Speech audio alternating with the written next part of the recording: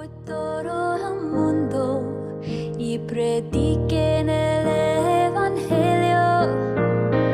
Vayan por todo el mundo y prediquen El Señor esté con ustedes. Lectura del Santo Evangelio según San Lucas. En aquel tiempo Jesús decía a sus discípulos una parábola para enseñarles que es necesario orar siempre sin desfallecer. Había un juez en una ciudad que ni temía a Dios ni le importaban los hombres. En aquella ciudad había una viuda que solía ir a decirle: «Hazme justicia frente a mi adversario».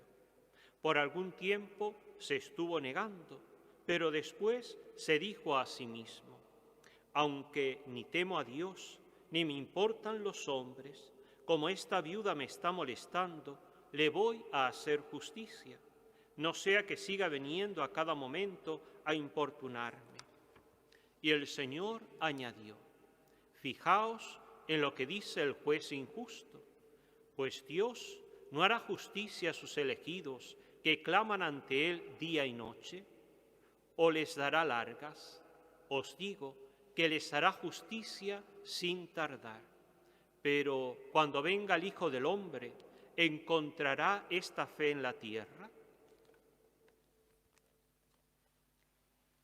Palabra del Señor.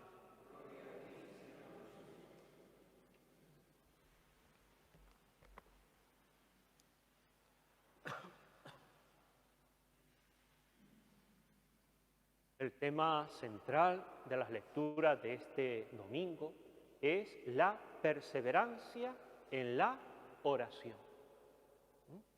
Lo primero que tenemos que distinguir es qué es orar y qué es rezar. La palabra orar viene de una palabra latina, orare, que significa hablar, rogar. Orar, vamos a decir, es una cosa más espontánea. Rezar viene de otra palabra latina, recitare, que significa recitar, pero con, vamos a decir, oraciones ya hechas, como puede ser el rezo del Santo Rosario, el rezo de lo que se llama la liturgia de las horas, de los salmos, etcétera, etcétera, para saber distinguir entre orar y rezar. Pero tengan en cuenta que rezar es una forma de orar. ¿Ha quedado más o menos claro esa distinción, esa diferencia? Bueno, en segundo lugar, yo cuando quedo con los compañeros, con los amigos o algún familiar, una frase que siempre surge es la siguiente: ¿en qué lugar quedamos? ¿Dónde nos encontramos? Pues de manera semejante, si yo quiero encontrarme con el Señor, un lugar privilegiado para encontrarme con el Señor es la oración.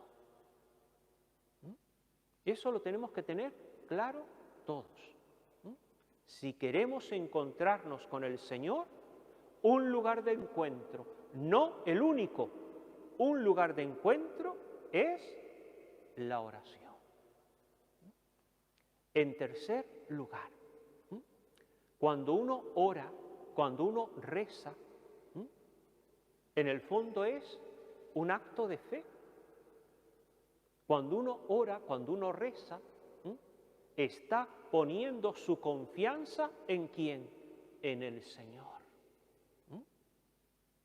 Cuando alguien no reza, indica que esa fe debe estar muy débil. Debe estar muy débil. En cuarto lugar, fíjense, la oración no cambia a Dios. La oración cambia, transforma al que ora, al que reza. Esto es muy importante. Esto es muy importante. Cuando uno está con una persona buena, cuando uno está con una persona bien hablada, a que algo bueno de esa persona se nos pega a nosotros. Igual sucede en la oración. Cuando estamos en oración, ¿estamos con quién? Con el Señor. Y al estar con Él, solamente por estar con Él, esa su presencia nos va cambiando, nos va transformando. De tal manera que cuando uno reza, cuando uno ora, ¿quién se beneficia? Nosotros. La oración nuestra no le aporta nada a Dios. Quien sale beneficiado, ¿quién es? Nosotros. ¿Por qué digo esto?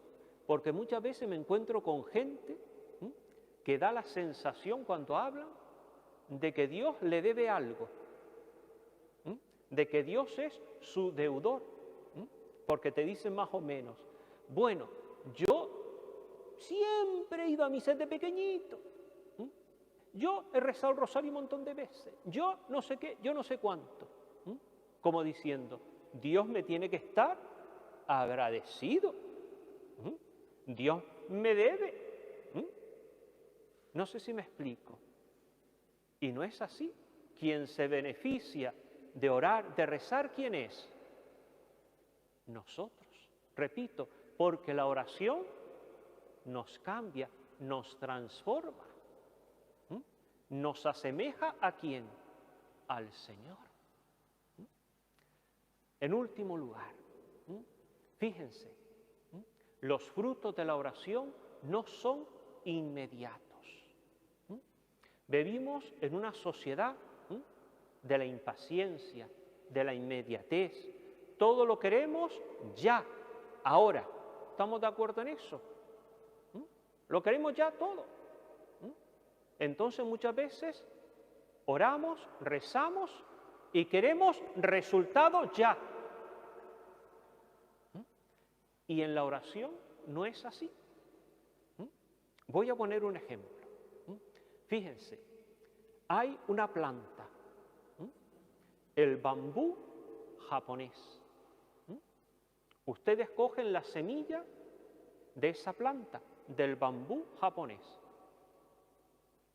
la entierran, le echan abono, la riegan, tiene luz, todo para que germine y crezca el bambú. Pues pasa el primer año y uno sigue mirando la tierra y allí no surge nada. Pasa el segundo año y allí no surge nada. Pasa el tercero, el cuarto año y allí no surge nada. Y uno piensa, esa semilla estaba mal, porque yo la riego, yo la abono, tiene sol, pero yo no veo que crezca. ¿Saben lo que sucede? Después de 7 años de estar plantada la semilla del bambú japonés, después de 7 años, en 6 semanas, aquello crece 30 metros. ¿Qué ha sucedido durante 7 años? Ha estado echando raíces. ¿Para qué? Para sostener lo que luego iba a suceder.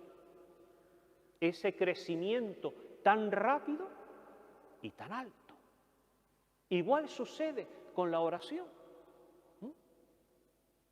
Igual sucede.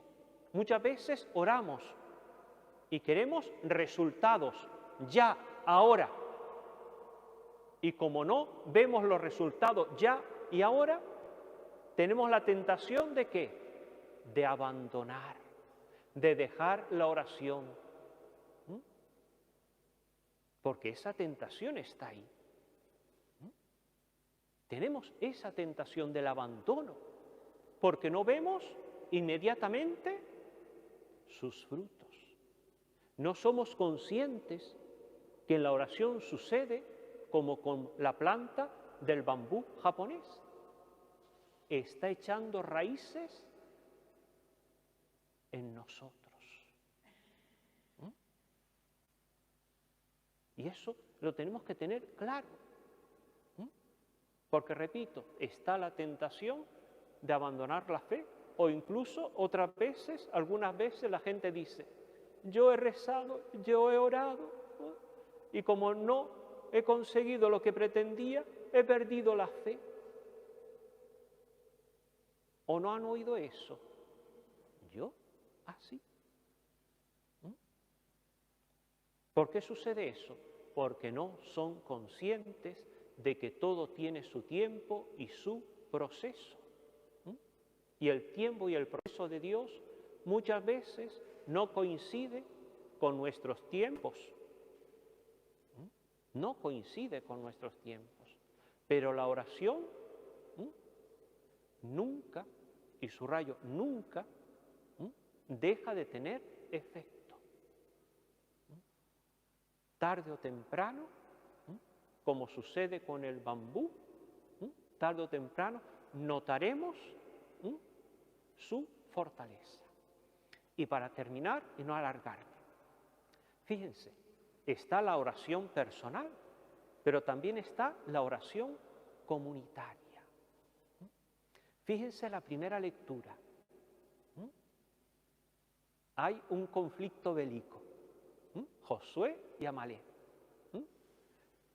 A Josué le apoya Moisés. Moisés se va al monte a orar para que tenga la victoria, ¿quién? Josué. Y dice la lectura que mientras Moisés tenía las manos en alto, en oración, ¿qué pasaba? Vencían las tropas de ¿quién? De Josué. Cuando se cansaba y bajaba las manos en oración, ¿qué sucedía? Vencían las tropas de Amalek. Y entonces, ¿qué hace Aarón y Hur? Dice esa primera lectura que sostuvieron los brazos de Moisés, de tal manera que con la ayuda de la comunidad, con la ayuda de los otros, con la oración en común, consiguieron ¿qué? La victoria. De ahí la importancia también de orar, de rezar en comunidad. ¿Por qué? Porque muchas veces nos sucede como a Moisés. Nos desinflamos y bajamos las manos de la oración. Necesitamos que la comunidad nos sostenga y nos ayude a orar. Y eso es lo que yo en esta tarde quería compartir con todos ustedes. Pues que la palabra de Dios que se nos ha proclamado nos ayude para vivir más cristianamente. Que así sea. Por todo el mundo y prediquen